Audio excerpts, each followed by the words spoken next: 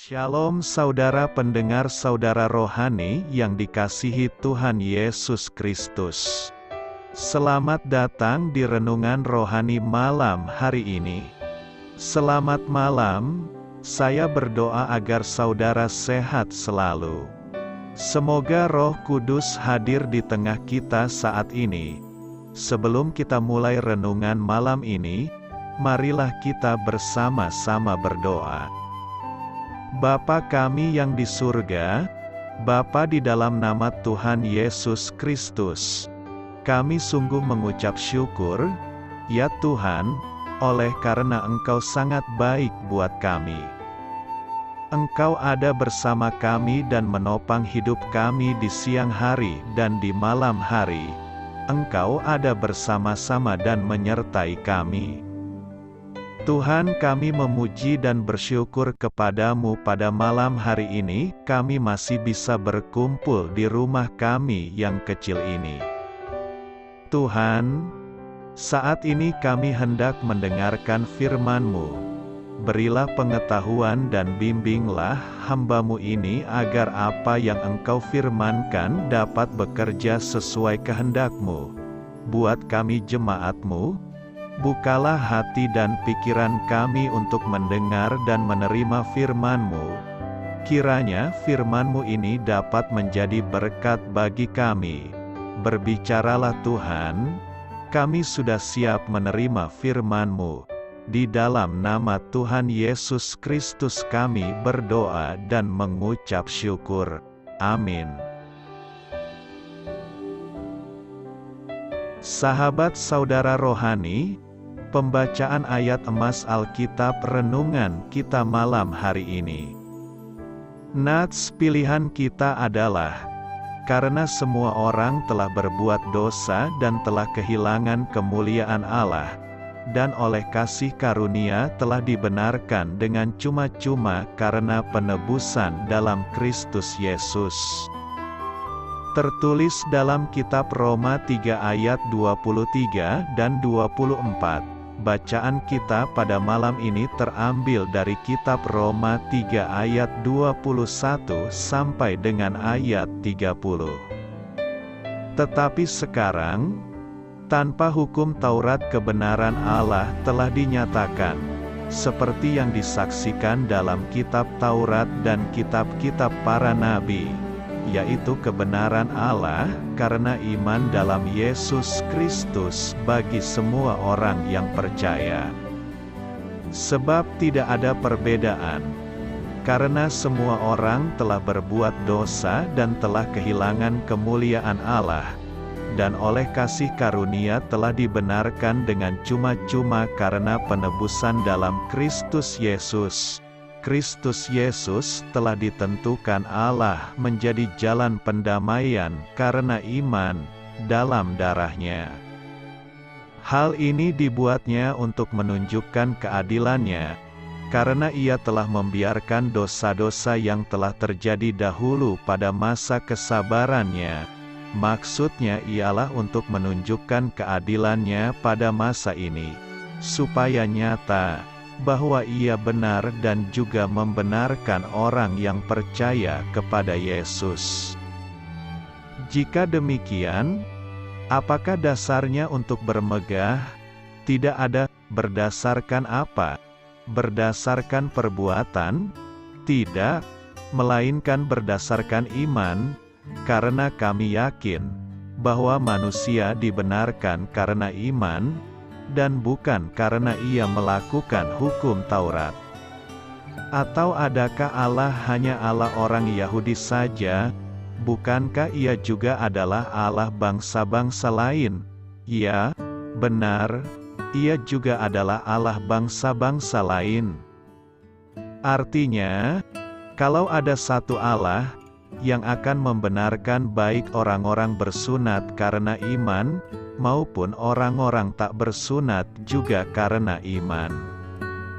Roma 3 ayat 21 sampai dengan ayat 30. Topik dari ayat emas renungan kita adalah, anugerah adalah kasih tanpa batas. yang terlihat dalam kebaikan tanpa batas. Mari kita mulai renungan malam kita. Judul renungan kita hari ini adalah Kasih Karunia yang Lebih Besar. Kisah inspiratif. Pada suatu pagi, ketika cucu kami Julia masih kecil, ia dan neneknya membaca Alkitab bersama. Mereka sampai pada ayat yang sudah sering dibaca, karena semua orang telah berbuat dosa dan telah kehilangan kemuliaan Allah. Roma 3 ayat 23. Tiba-tiba Julia melompat dari sofa dan berlari untuk mengambil Alkitab versi King James yang sudah tua dan banyak coretan, milik ayah saya yang saya simpan di rak kantor saya. Saya pernah menunjukkan Alkitab itu kepadanya pada suatu pagi. Alkitab ini sangat tua. Saya memberitahunya dengan serius. Ia memegang Alkitab kuno itu dan berlari kembali menghampiri neneknya. Dengan sangat senang ia membuka Roma 3 ayat 23, dan membacakannya, karena semua orang telah berbuat dosa dan telah kehilangan kemuliaan Allah. Iya, katanya dengan penuh kemenangan, Alkitab ini juga menyatakan hal yang sama. Dosa telah bersama kita sejak dahulu kala dan akan terus bersama kita selama kita hidup di bumi. Tetapi ada yang lebih tua dari dosa, sesuatu yang hidup lebih lama darinya. Menurut penulis pujian Julia Johnston, hal itu adalah kasih karunia ajaib dari kasih Tuhan kita. Anugerah yang melampaui dosa dan kesalahan kita. Akhir pujian itu berbunyi, kasih karunia, kasih karunia, kasih karunia Allah, kasih karunia yang akan mengampuni dan membersihkan hati, kasih karunia, kasih karunia, kasih karunia Allah, kasih karunia yang lebih besar daripada semua dosa kita. Apakah pada saat ini Anda telah menerima kasih karunia-Nya? Amin. Marilah kita renungkan di dalam hati kita. Adakah di antara kita yang berani mengklaim dirinya sebagai orang yang benar, saleh, tidak bercacat dan tidak berdosa? Firman Tuhan di atas telah menegaskan bahwa semua orang telah berbuat dosa. Hari ini, dosa apa yang telah kita perbuat? Firman Tuhan di atas semakin dikuatkan oleh Roma 3 ayat 23. Karena semua orang telah berbuat dosa dan telah kehilangan kemuliaan Allah. Lalu ada Mazmur 14 ayat 3, mereka semua telah menyeleweng. Semuanya telah bejat. Tidak ada yang berbuat baik, seorang pun tidak. Ketika kita membaca Alkitab dengan sungguh-sungguh, di sana telah tertulis jelas-jelas dan mengajarkan kita bahwa semua orang telah berdosa kecuali Yesus. 1 Petrus 2 ayat 22.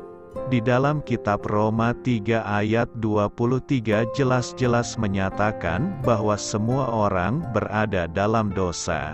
Tetapi ketika Alkitab membahas mengenai orang-orang seperti Ayub, Nuh, dan Zaharia, dan Elisabet yang dikatakan sebagai orang yang tak bercacat dan benar, tidaklah dikatakan bahwa mereka bukan orang berdosa. Alkitab mengatakan bahwa mereka adalah orang-orang yang saleh, yang selalu berusaha memelihara perintah-perintah Allah sehingga mereka dalam sudut pandang demikian dapat dianggap orang yang benar, dibenarkan oleh Allah. Tetapi tentu saja, kita sadar bahwa tidak ada yang dapat memenuhi secara sempurna semua perintah Allah. Karena itulah semua orang pantas dimurkai. Efesus 2 ayat 3. Sebab sekiranya ada kebenaran oleh hukum Taurat, maka sia-sialah kematian Kristus. Galatia 2 ayat 21. Dan kasih karunia tidak berimbangan dengan dosa satu orang. Sebab penghakiman atas satu pelanggaran itu telah mengakibatkan penghukuman. Tetapi penganugerahan karunia atas banyak pelanggaran itu mengakibatkan pembenaran. Sebab, jika oleh dosa satu orang, maut telah berkuasa oleh satu orang itu, maka lebih benar lagi mereka, yang telah menerima kelimpahan kasih karunia dan anugerah kebenaran, akan hidup dan berkuasa oleh karena satu orang itu, yaitu Yesus Kristus. Roma 5 ayat 16-17. Pertanyaan yang kemudian ingin disampaikan adalah, apakah Anda sudah diselamatkan? Ini bukan pertanyaan tentang perbuatan baik Anda. Bukan juga apakah Anda anggota gereja, tetapi apakah Anda sudah diselamatkan? Apakah Anda yakin akan masuk surga setelah meninggal dunia? Allah mengatakan bahwa untuk dapat masuk ke surga, Anda harus dilahirkan kembali. Dalam Yohanes 3 ayat 7, Yesus berkata kepada Nikodemus, "Kamu harus dilahirkan kembali." Dalam Alkitab, Allah memberikan rencana bagaimana caranya untuk dapat dilahirkan kembali yang berarti diselamatkan. Rencananya sangat sederhana. Anda dapat diselamatkan hari ini juga. Bagaimana caranya? Hal pertama yang harus kita yakini adalah bahwa Anda, saya dan kita semua harus sadar bahwa kita adalah orang berdosa. Karena semua orang telah berbuat dosa dan telah kehilangan kemuliaan Allah. Roma 3 ayat 23. Karena Anda adalah orang berdosa, Anda dipastikan akan mengalami maut. Sebab upah dosa ialah maut. Roma 6 ayat 23. Meskipun kita tidak dapat mengerti bagaimana caranya, Allah berkata bahwa dosa-dosa saya dan Anda telah dibebankan pada Yesus dan Ia mati untuk kita. Dia dijadikan pengganti kita. Ini adalah kebenaran. Pernyataan ini dipertegas dalam Yohanes 3 ayat 16.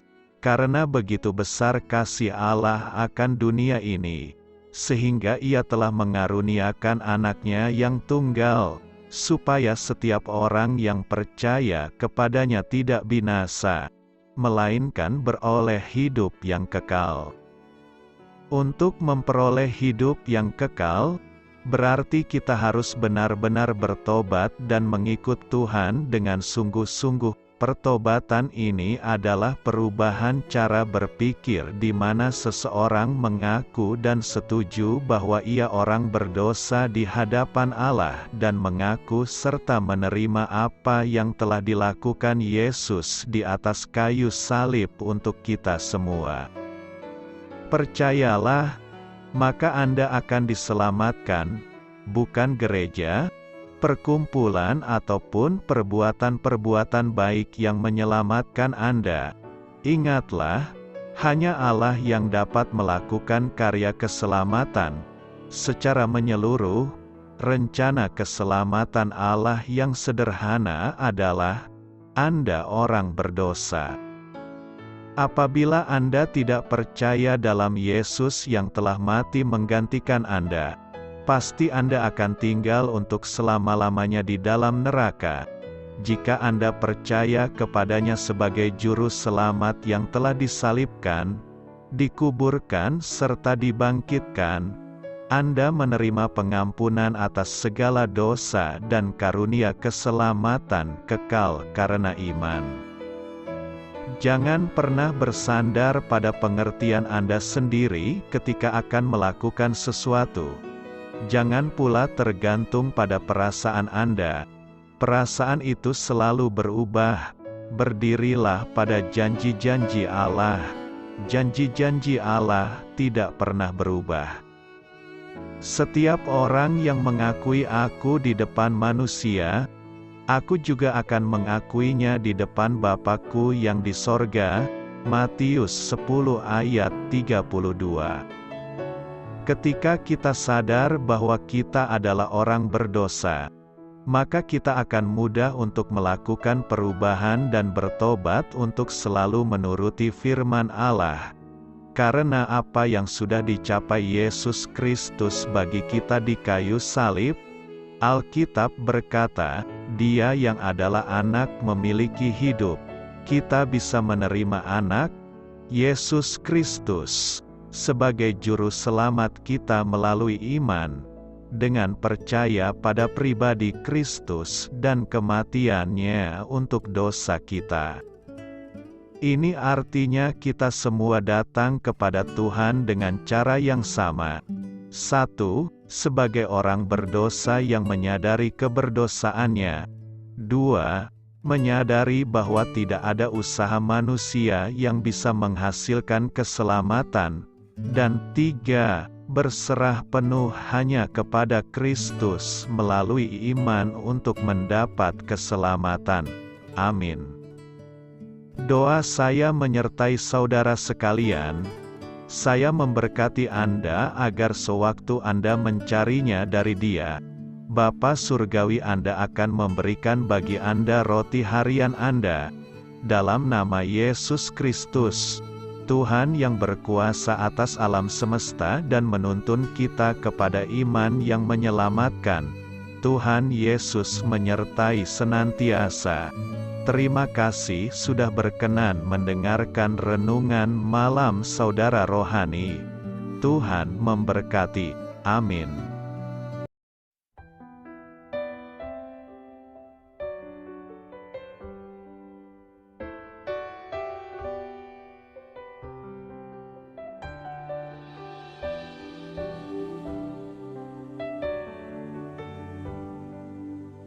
Marilah kita renungkan, sahabat saudara rohani, demikianlah renungan firman Tuhan malam hari ini. Semoga menjadi berkat di dalam hidup kita dan menjadikan kita pribadi yang lebih baik. Sebelum kita beristirahat pada malam hari ini, marilah kita berdoa. Bapa kami yang di surga, Bapa di dalam nama Tuhan Yesus Kristus, kami sungguh mengucap syukur, ya Tuhan, oleh karena Engkau sangat baik buat kami. Engkau ada bersama kami dan menopang hidup kami di siang hari dan di malam hari. Engkau ada bersama-sama dan menyertai kami, ya Tuhan Yesus. Kami mengucap syukur untuk firman-Mu, ya Tuhan, yang memberikan kami kekuatan dan menyadarkan kami bahwa kami tidak perlu takut dengan gelap dan malam. Sebab Tuhan, Engkau ada bersama kami. Engkau melindungi kami dan menjadi perisai bagi kami hamba-Mu berdoa saat ini. Tuhan, untuk setiap pendengar renungan ini yang mengalami ketakutan, kecemasan, kegelisahan, pada situasi gelap dan malam hari di dalam nama Tuhan Yesus Kristus. Kuasa Tuhan melepaskan mereka dari segala ikatan roh-roh ketakutan yang mengikat mereka saat ini. Tuhan melepaskan setiap anak-anak-Mu dari segala rasa takut dan kecemasan. Di dalam nama Tuhan Yesus segala kuasa-kuasa roh jahat, kuasa setan iblis yang mengganggu anak-anak-Mu, ya Tuhan, tolong hancurkan dan halaukan dengan kuasa-Mu. Dalam nama Tuhan Yesus Kristus, berkati setiap kami anak-anak-Mu, ya Tuhan, dan lindungilah kami. Kami aman di dalam Engkau. Ya Tuhan, penuhilah setiap hati kami dengan keberanian, damai sejahtera, dan sukacita serta ketenangan yang dari Tuhan. Berkati kami di malam hari ini, saat kami tidur dan beristirahat. kuasa-Mu. Ya Tuhan, menaungi setiap kami, memberkati dan melindungi kami.